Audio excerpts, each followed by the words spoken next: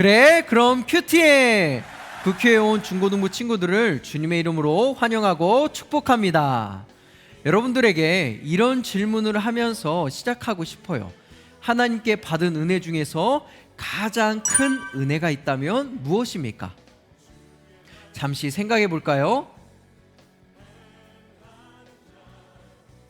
목사님은 하나님께 받은 가장 큰 은혜라고 했을 때 용서가 떠올랐습니다. 죄를 지을 때 우리가 회개하고 하나님께 돌아오면 언제나 하나님은 사랑으로 우리를 용서해 주십니다. 그래서 내 잘못을 인정하고 고백하는 회개가 무척 중요합니다. 오늘 말씀에서 이집트 왕 바로도 자신의 잘못을 깨닫고 회개하죠. 그런데 여러분, 이것은 진짜 회개였을까요? 우리 이 시간에 기도하고 말씀 속으로 들어가 봅시다. 사랑의 하나님, 이 시간에 하나님의 말씀을 묵상합니다.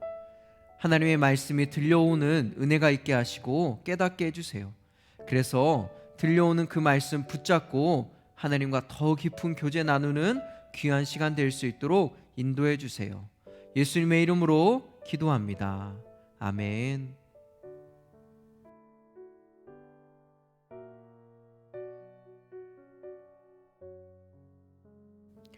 본문 말씀 첫 단어는 그러자로 시작됩니다. 그러자. 여러분, 이 단어를 보니 앞에서 어떤 일이 먼저 일어났다라는 것을 우리는 알 수 있죠. 그 말을 알기 위해서 전으로 돌아갈 수도 있지만 때로는 지금 묵상하는 본문 속에 그 속에서도 찾을 수 있습니다. 우리 28절을 보면 우리가 천둥과 우박을 받을 만큼 받았으니 라는 말이 나오죠. 즉 그 말은 애굽 왕 바로가 이스라엘을 풀어주지 않자 하나님께서 애굽 땅에 천둥과 우박을 내린 것입니다. 바로는 내가 죄를 지었다라고 이야기합니다. 내가 너희를 보내줄 테니 천둥과 우박을 멈춰달라, 기도하라, 그렇게 모세에게 말하죠. 이에 모세는 이야기합니다. 이제 천둥이 멈추고 우박도 더 이상 내리지 않을 것이고 당신은 이 땅이 여호와의 것임을 알게 될 것입니다. 그러나 당신과 당신 신하는 여전히 하나님을 경외하지 않을 것입니다. 이렇게 이야기하죠. 여러분, 여기서 경외라는 말은요, 두려워하다라는 뜻입니다. 다시 말해 여전히 하나님을 당신은 두려워하지 않을 것입니다 라고 말하는 것이죠. 우리는 이것을 통해서 무엇을 깨달을 수 있나요? 하나님의 말씀에 순종하지 않을 때 하나님은 벌을 내리시는 분입니다. 왜요?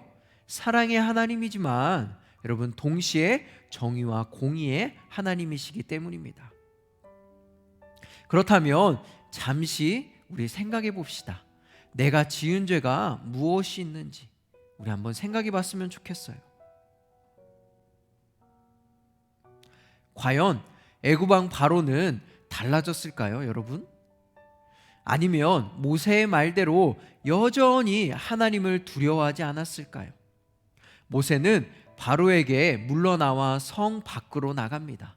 그리고 여호와를 향해 손을 뻗습니다.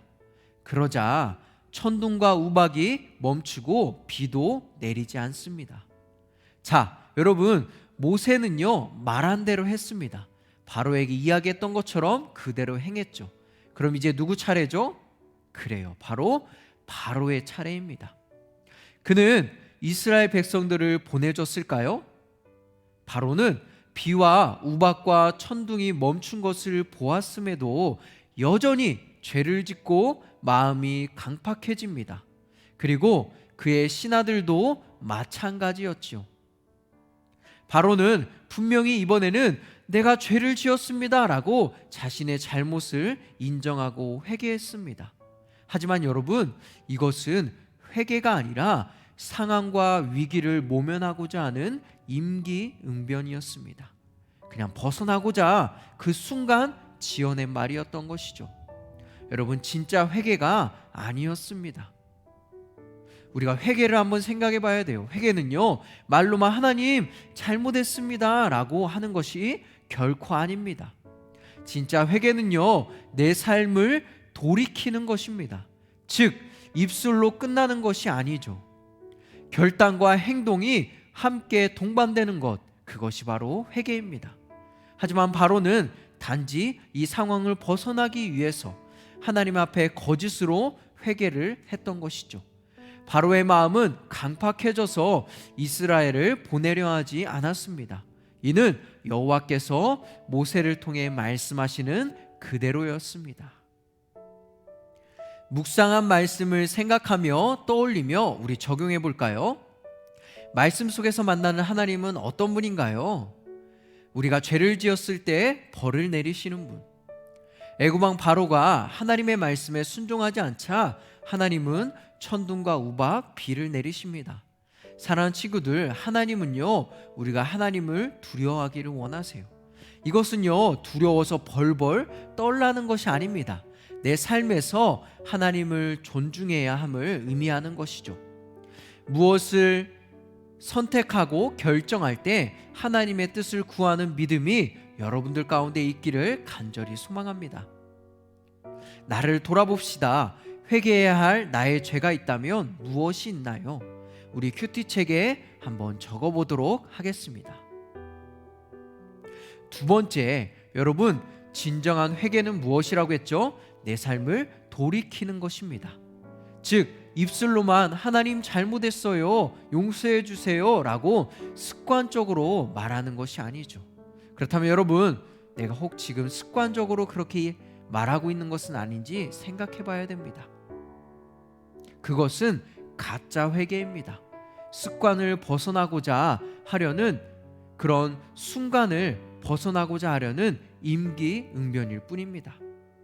앞서서 내가 지은 죄가 무엇인지 적어보았죠? 그렇다면 이제 그 죄를 다시 짓지 않기 위해서 어떤 노력을 할 것인지 우리 구체적으로 한번 적어봅시다. 그리고 한 주간 하나님께 힘과 능력을 달라고 기도하며 죄와 싸워 승리하는 우리 모두가 되기를 간절히 소망합니다. 이 시간에 기도하겠습니다. 사랑의 하나님, 이 시간 하나님의 말씀을 통해서 우리를 심판하시는 하나님, 그리고 또 진짜 회개가 무엇인지를 배웠습니다. 하나님, 우리가 우리의 삶을 돌아보게 하시고 하나님 앞에 우리의 삶을 잘못된 것을 회개할 수 있도록 인도해 주세요.